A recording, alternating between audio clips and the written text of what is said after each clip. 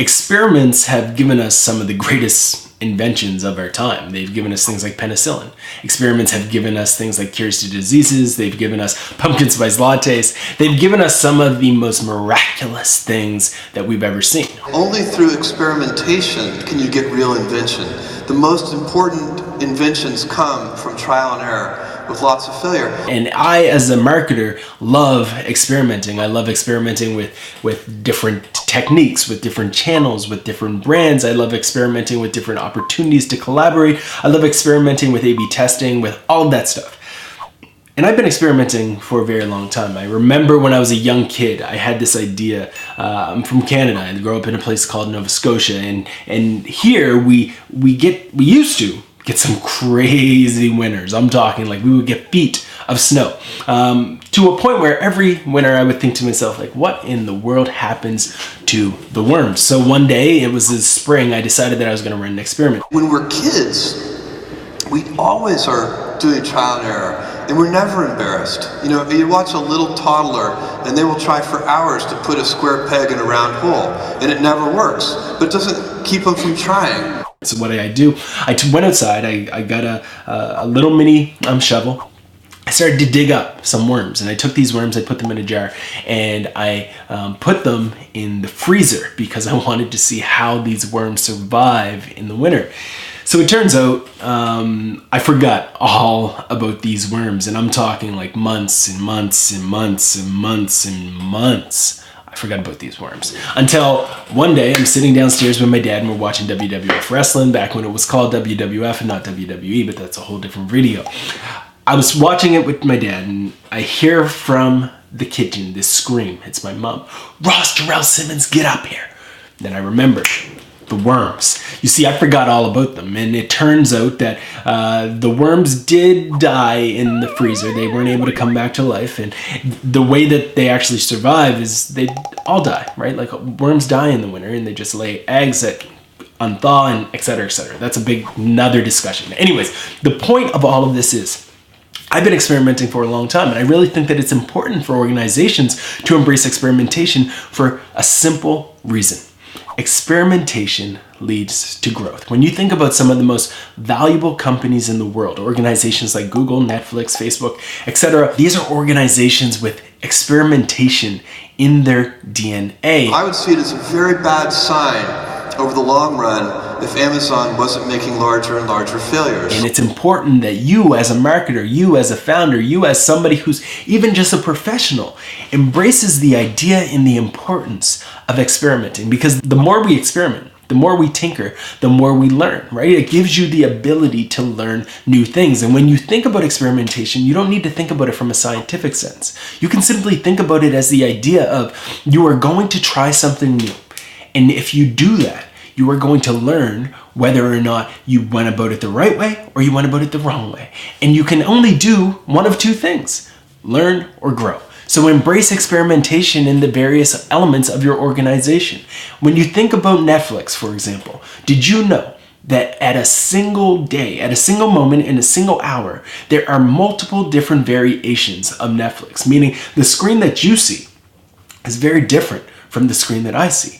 And what it will oftentimes do is they will show you different visuals, different images to represent different movies and similar movies, to see what movies resonate with certain people in certain demographics. And because of this information, they are able to optimize the likelihood of driving engagement. So when you are about to watch a certain movie that is breaking news and it is all the rage on Twitter, you very well might be being met with a screen and a video visual that represents that movie that is very different than somebody who is watching it in a whole different state, a whole different province, maybe even up the street from you based off of their past behavior.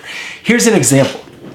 Netflix showed this video screen and this video screen, and they asked people to essentially guess which one that people were more likely to click on. What Netflix found was that this one was actually the most engaging. Why? Because it has a person in it, because it's showing a face. People were more likely to click on content that had an over-the-top expression on it rather than something that was a little bit more mediocre. So when you're thinking about your own content, when you're thinking about your own stories, think about the fact that a simple factor, simple as facial expression. Somebody's facial expression could be the difference between them reading your content or ignoring it. And there's different ways that you can do this. You can run A/B tests with your content by simply sending out 2 different tweets with 2 different images and seeing which one generates the most engagement. That's a simple technique. You can run ads using 2 different visuals and seeing which visual generated the most clicks. Or you could simply reach out to a few of your friends and ask them, which one do you think is more interesting? Which one are you more likely to open?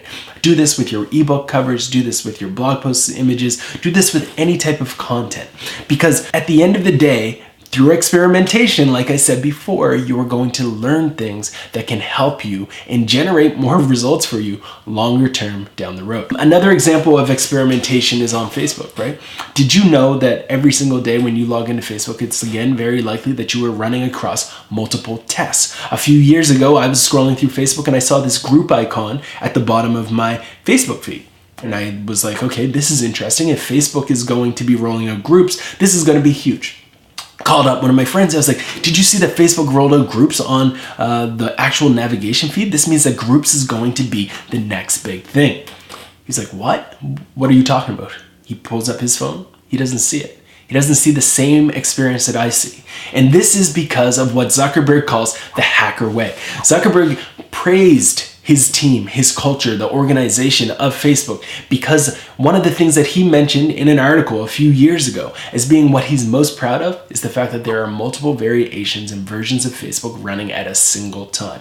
And that is, again, an example of how they can use some experiments to learn about what customers want. They can use experiments to better understand how people are engaging with different elements of content, with different designs, and then use that to create a better experience down the road. You can do the same thing with your content. You can do the same thing with your web design. You can do the same thing with your landing pages. You can do the same things as a professional by simply experimenting with the way that you approach people. If you want to do some networking experimentation, next time you go up to someone, don't introduce yourself right away. Just start asking them questions and then get to the introduction afterwards. Or try introductions first and then ask them questions later and see which experience was better for you. All of these things are experiments. And at the end of the day, the more we tinker, the more we experiment, the better we are able to not only serve our clients, serve the brands we work with, but the better we'll be able to serve ourselves and also those who we care about, because we'll be able to evolve as professionals. We'll be able to become better through experimentation. So I push you to experiment. I push you to try new things, because if you don't experiment, you may as well be just like that worm in my mom's freezer. Dead. Thank you so much for listening. I really hope you enjoyed this video. If you have any questions, if you are experimenting with anything in your own profession, if you are experimenting with anything in your personal life, like whatever it may be, I'd love to hear from you in the comments about some of the experiments that you plan to run this year, some of the experiments that you plan to run with and try to make change in your life so you can learn things that will give you a better future. So thank you so much for listening. Really hope you enjoyed this video. Please don't forget to hit that red subscribe button, and you can check out my videos when they're rolling out. But also, don't forget to check out rawsimmons.com, the only place where I'm consistently delivering more content that will help you generate more leads and as a result, live more life. See you next time.